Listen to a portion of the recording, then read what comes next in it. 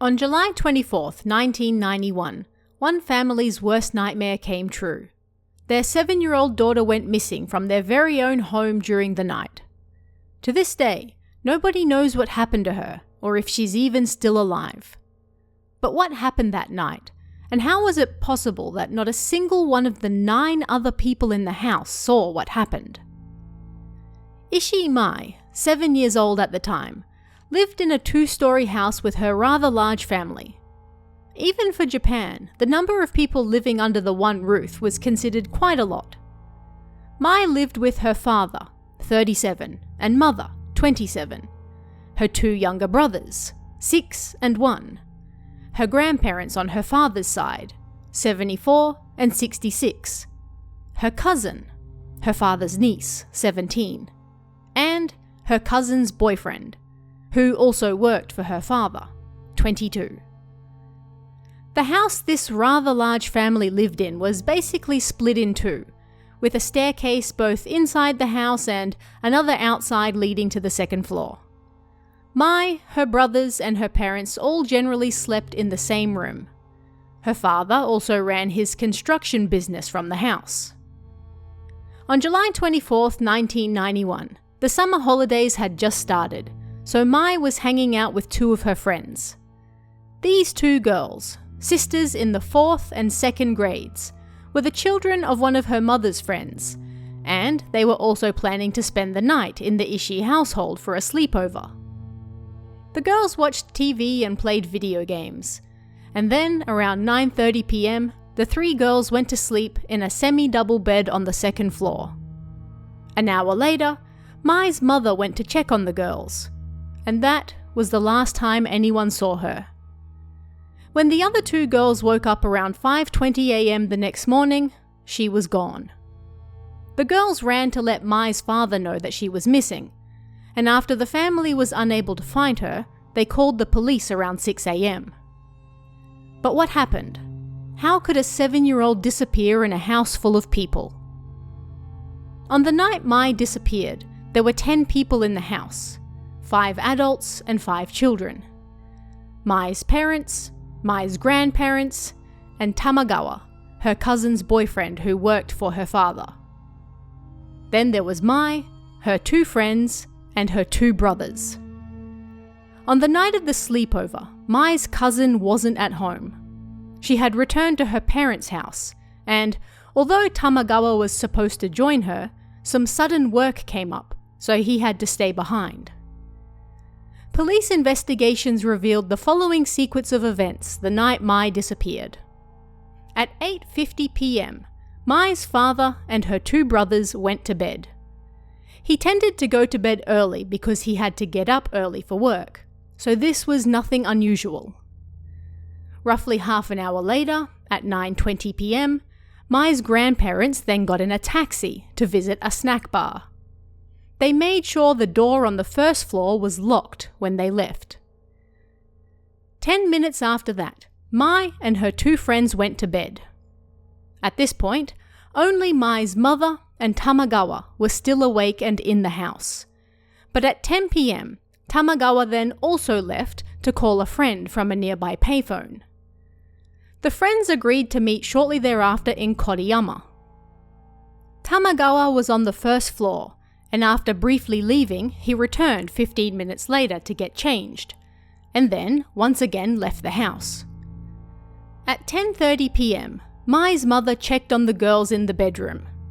She locked the 2nd floor door, then had a bath 15 minutes later on the 1st floor. Around this time, she heard the 1st floor door open, and then footsteps going up the stairs. She thought this was just her parents-in-law, so she didn't think much of it, but noted that she didn't hear the footsteps come back down after. Whoever it was, it seemed they were still upstairs. Shortly before 11 p.m, a white car was seen outside the Ishii's house.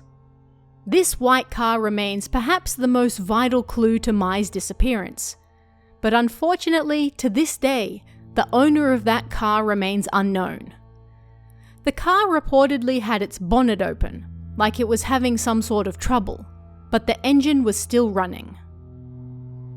At 11 p.m, Tamagawa got in a taxi and made his way towards Koriyama, where he was to meet his friend.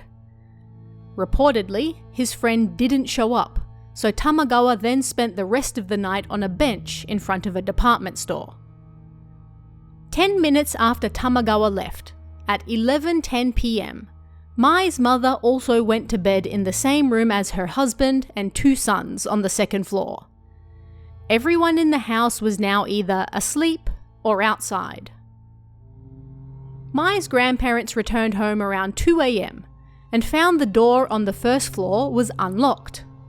They had locked it behind them, meaning that Tamagawa was the most likely suspect for that change. They also realized that Tamagawa wasn't home and informed their son of this.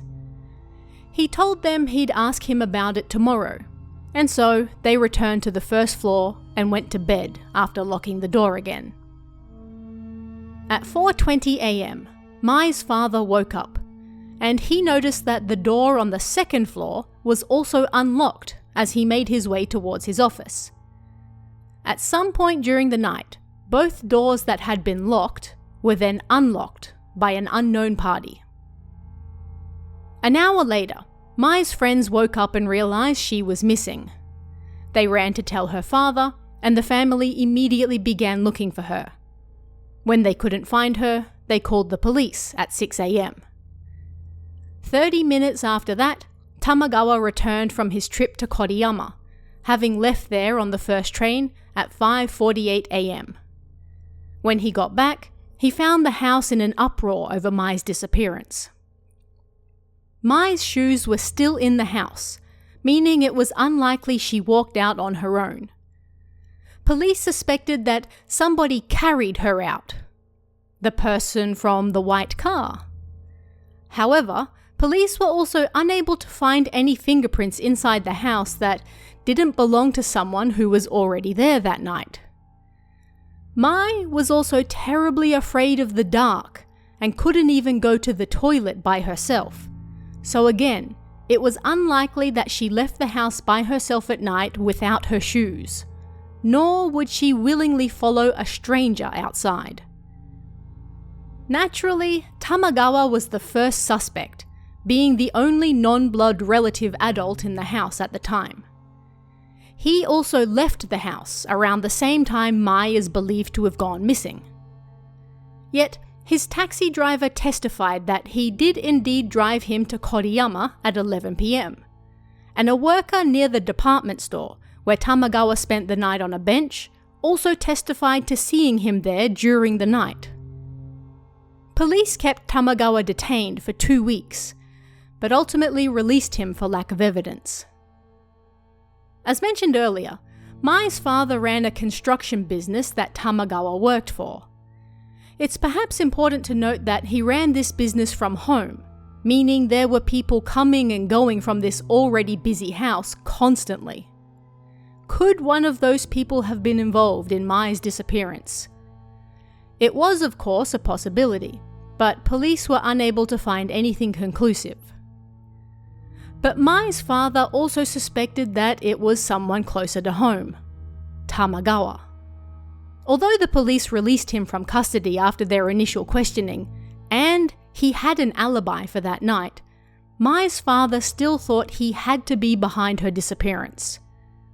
There was still roughly 30 minutes between the last time Mai's mother saw her and when Tamagawa left for Koriyama.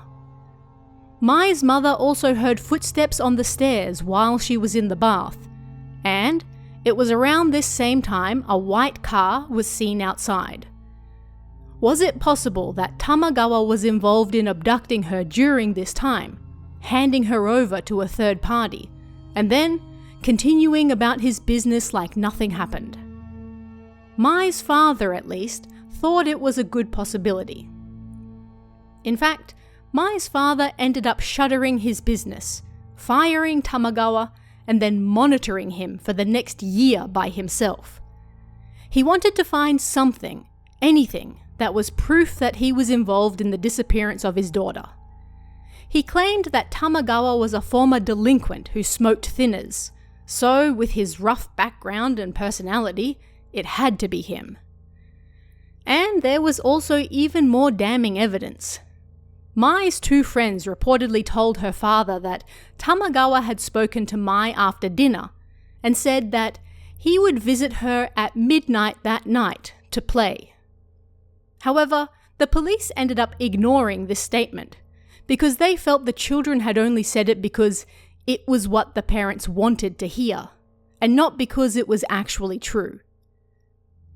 Either way, even after a year of monitoring Tamagawa, Mai's father was unable to find anything. He also grew tired of looking at the man for so long, and so he finally gave up.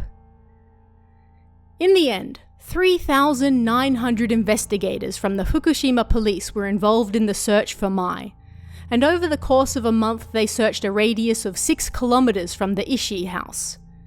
They searched anywhere a child might conceivably hide or be hidden. Rivers, ponds, empty buildings, manholes, everything. There was no sign of her anywhere.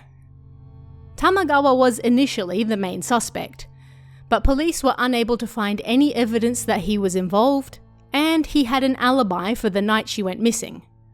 He was never officially arrested due to lack of evidence. It was possible that an accomplice was involved, but during the course of their investigation, police were unable to turn up anything there either. They believed the most likely course of events that night was that someone broke in through the first floor door, grabbed Mai, and then left via the second floor door. Then, they put her in the white car and drove away. Who that person was, however, and why they wanted to kidnap Mai, still remains unknown. And sadly, considering the statute of limitations for Mai's disappearance passed on July 24th, 2006, even if the police were to find out who did it now, over 30 years later, they would unfortunately be unable to do anything about it. But what did you guys think of this one? What do you think might have happened here? Let me know in the comments below. And if you'd like to help support this channel so you can see more content like this, please consider hitting that join button down below as well. Every bit of support really helps. Thanks guys, and I'll see you again next time.